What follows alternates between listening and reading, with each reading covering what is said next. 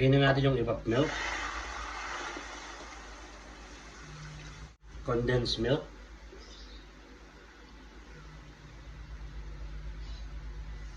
Huli lang natin.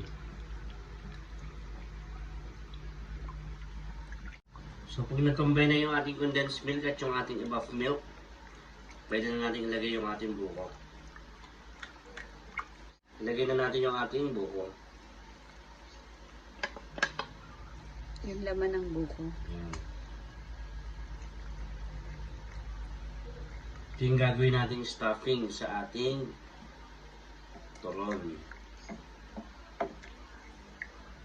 Kailan natin kumulo.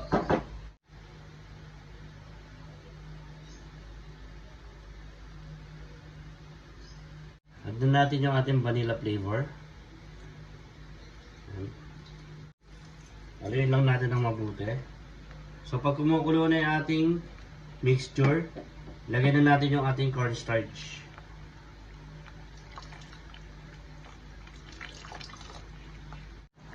So unti-unti lang lagay natin ng cornstarch para matansya natin yung ating dapot. Yan, pag ganito na texture ng ating mixture, buko mixture, set aside na natin. Iwain na natin yung ating cheese.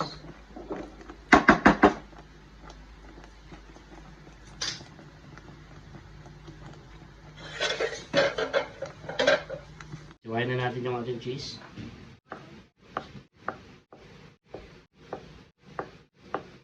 Hatiin yung sa gitna.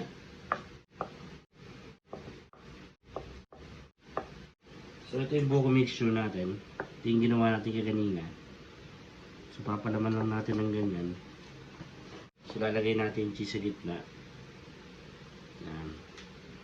Tapos close yung dalawang gilid. Yan. Yan lang.